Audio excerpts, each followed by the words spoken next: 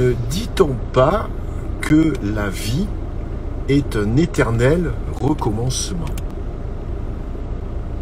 Ne dit-on pas que la vie est un éternel recommencement? Prise de parole ce midi après un moment de, non pas d'absence, parce que j'ai produit énormément d'émissions au sein du Hit Club, mais je me suis fait plutôt discret sur Instagram et les autres réseaux sociaux, YouTube y compris. Peut-être l'avez-vous remarqué, sans doute pas. Bien entendu, nous sommes toujours autant assaillis et envahis d'informations diffuses, de prises de parole de certains professionnels, d'experts dans leur domaine, d'auteurs comme moi et d'autres personnes qui font ça par, je dirais, par hobby, par passe-temps, parce que les réseaux sociaux donnent aujourd'hui la possibilité à tout un chacun de pouvoir s'exprimer auprès d'un auditoire. Alors, il y a de bonnes choses à cela, c'est-à-dire que ça élimine tout type de censure qui sévit bien sûr en masse dans les médias mainstream, sans que ce soit de la censure. En fait, c'est une censure, c'est plutôt une sélection d'intervenants qui vont répondre à un cahier des charges, le cahier des charges du narratif. Donc on a connu le narratif de cette crise sanitaire ces 2 dernières années. On a connu depuis février dernier ce narratif de la guerre et de la russophobie. On connaît aujourd'hui, on va connaître aujourd'hui le narratif de la crise énergétique, de cette inflation qui va impacter tout un chacun, parce que il ne faut pas sortir de Saint-Cyr ou de Subdeco pour comprendre que la hausse de l'énergie va impacter tous les produits que nous allons acheter, nourriture y comprise. Donc ce narratif se met en place si on écoute les derniers propos d'Emmanuel Macron.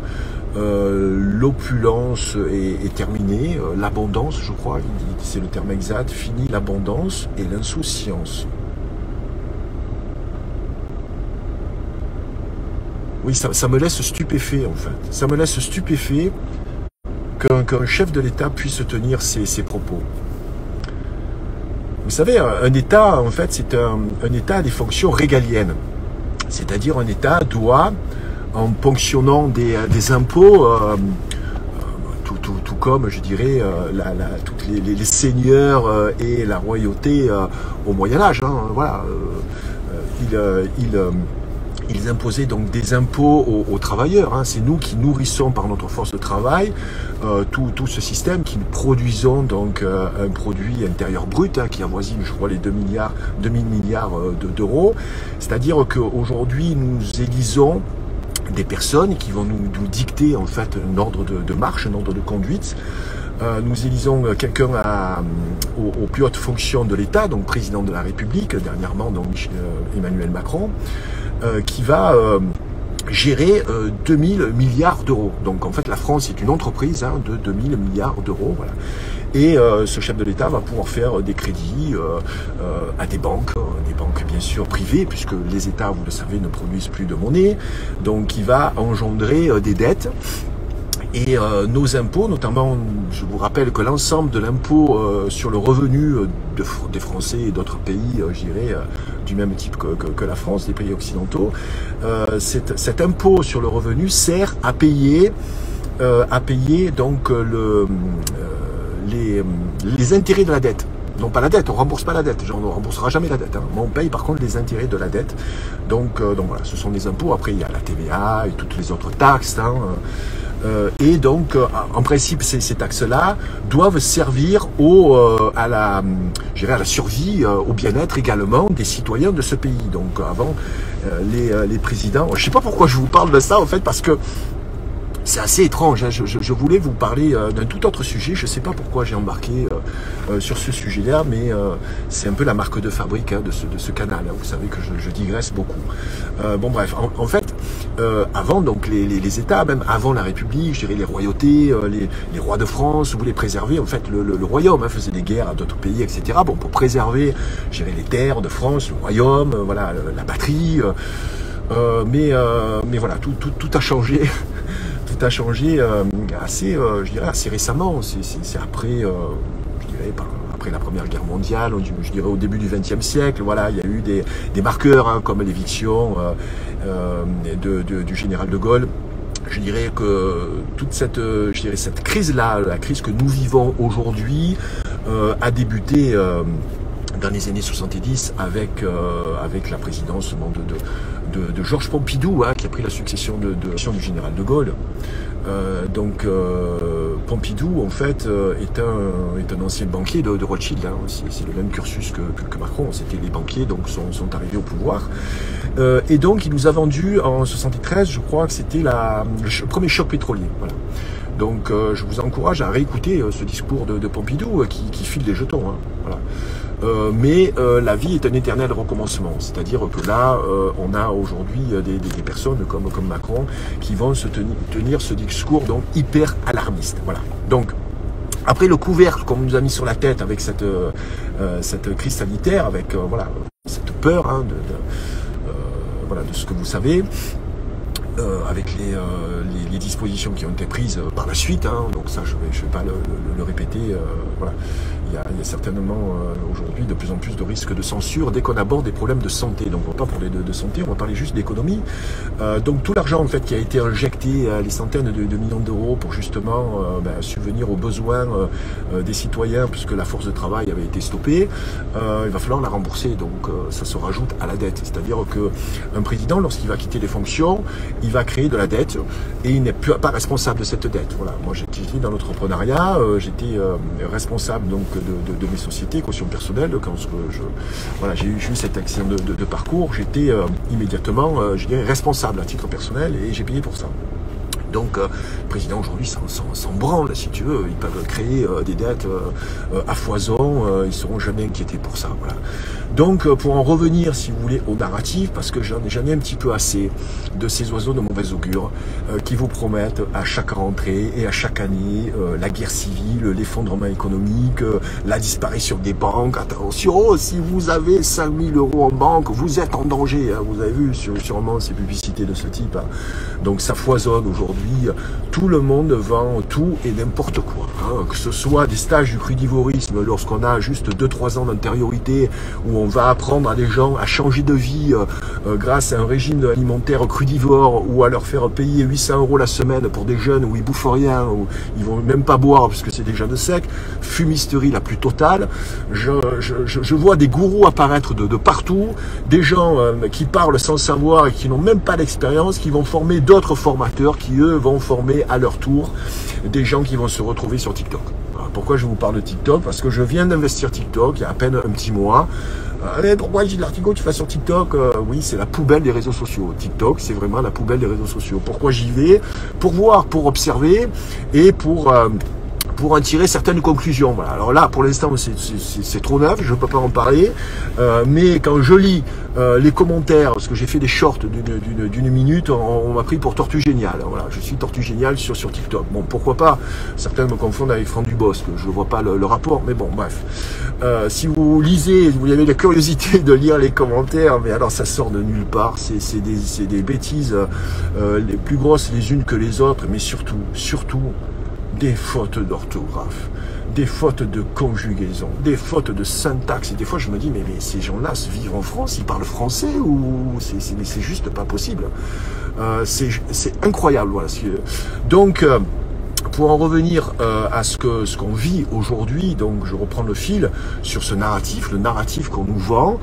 Moi, j'ai jamais connu une rentrée paisible, une rentrée où on est heureux. Oui, j'ai connu ça peut-être lorsque j'ai commencé à travailler avec mon père. J'avais 18 ans. On était heureux de se retrouver. On avait une petite PME, une imprimerie avec une quinzaine de personnes. Mon père a toujours eu ce management très patriarcal, patriarcal au bon sens du terme, parce que là, arrêtez de nous bassiner avec le danger du patriarcat. Hein, voilà, arrêtez de nous bassiner avec les féminicides. Bon, malheureusement, voilà, il y a des femmes qui meurent sous le coup de leur mari. Mais bon, on va pas remettre en cause tout un système, je dirais, qui existe depuis la nuit des temps et qui a fait la société que nous vivons aujourd'hui. Car il faut arrêter de déconner. Voilà, il faut arrêter de déconner. Il faut surtout connaître l'histoire, parce qu'aujourd'hui, on a des gens qui ne parlent, je dirais, qui parlent en fait sans connaître l'histoire, qui parlent surtout sans aucune légitimité, ils n'ont produit rien, ne serait-ce qu'un livre, ou même pas un e-book, enfin rien du tout, et ils vont s'engager comme ça sur des analyses qui les dépassent totalement. Donc j'ai jamais connu je dirais de rentrée heureuse, hormis jusque dans les années 70-80, tout s'est dégradé. Alors c'est vrai que ça va continuer à se dégrader. Je pense qu'on vit de toute façon l'effondrement. On vit l'effondrement depuis les années 70. Vous savez qu'il y a eu les 30 glorieuses après donc cette deuxième guerre mondiale, qui a remis les compteurs à zéro. Donc voilà, je ne vais pas revenir sur l'histoire de la deuxième guerre mondiale qui fait suite à la première. Mais en tout cas, on a connu nos parents, enfin pour ce qui me concerne, hein, je suis qu'un cas, et mes grands-parents donc ont connu ces 30 glorieuses, donc après des années 45 jusqu'à 75.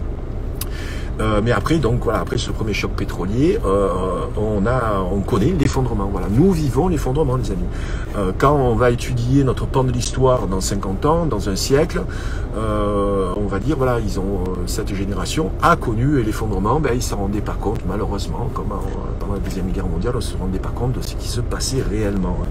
C'est jamais des guerres en fait. Voilà, ça a toujours été des guerres économiques. Hein, vous savez, c'est pas des guerres entre pays ont toujours eu des intérêts économiques. Là. Hormis dans le passé où c'était vraiment des guerres territoriales. Aujourd'hui, mis à part ce qui se passe là. Donc en Ukraine, je ne vais pas revenir sur ce conflit, c'est pas le sujet de cette prise de parole. Donc voilà, tout le discours qu'a volontairement diffusé Macron en public, hein, c'est la première fois quand même qu'un président qui fait un discours de rentrée de Conseil des ministres diffuse ce discours publiquement, hein, sur Twitter, YouTube, c'est de partout, hein, voilà. Et parce qu'on vous fait passer ce message, voilà, on fait passer ce message, attention les amis, vous allez avoir des pannes de chauffage, ça va être dur pour vous, vous allez peiner à vous nourrir, tout va augmenter, les prix de l'énergie x10, etc. Voilà. Mon message personnel, ça n'engage que moi, ne tombez pas dans le panneau les amis, voilà, gardez les pieds sur terre, continuez à vous informer différemment.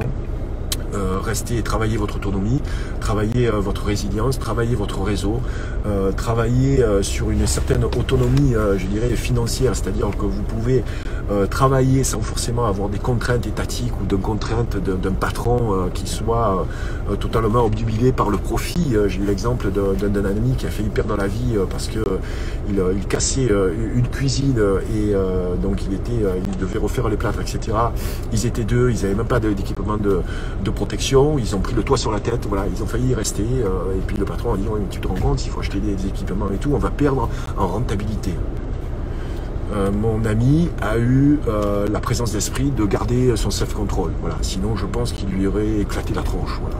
Donc voilà, on vit dans un monde qui est sale, avec des valeurs qui sont constamment piétinées, mais cette prise de parole ce midi se veut optimiste, voilà, se veut super optimiste, comme je le suis depuis quasiment 2 ans et demi dans le e-club, parce que dès que l'on comprend la société, on ne la subit plus. Voilà, je ne veux pas dire que ça va être facile pour chacun d'entre nous. Pour certains, ça sera très compliqué. Pour d'autres qui ont, je dirais, certaines réserves financières, ben bon, c'est comme, tu sais, on habite tous dans une espèce d'immeuble, un HLM. On habite à des étages plus ou moins différents. Hein. Je vous rassure, moi, je suis pas au dernier étage, loin de là.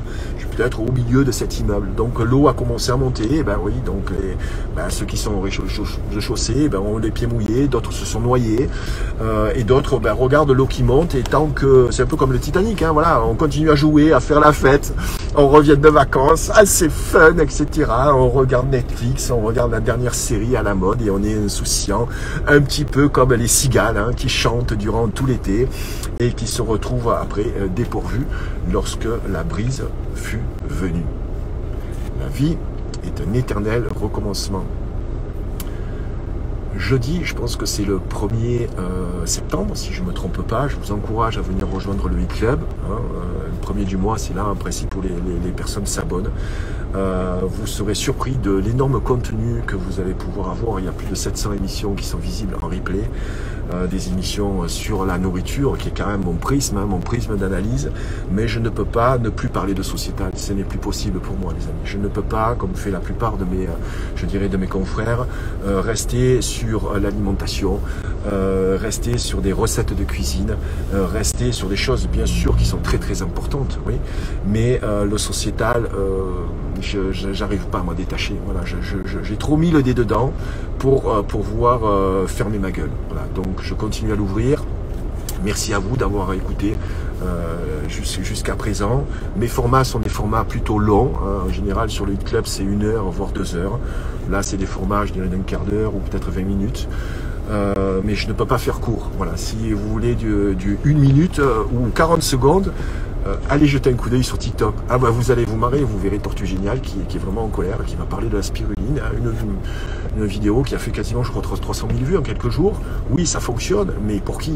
Qui me regarde? Jetez un coup d'œil aux commentaires. Ça va vous redonner le sourire. Ça va vous redonner le moral en disant que quand même, il y a des personnes aujourd'hui qui sont très très loin des préoccupations qui occupent notre esprit. La vie est un éternel recommencement. Excellente journée à vous tous, les amis. Gardez le moral.